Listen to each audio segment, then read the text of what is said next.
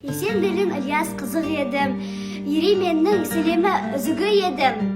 Елім дейтін әйтеуір жерім дейтін, ер үстінде ешімге берілмейтін. Жазуға да әріне жалықпайтын, егеске де шіркінай ерінбейтін. Бұл мінез ғой деп жырлады Қадыр ағамыз Ильяс Есенберлин өлеңінде.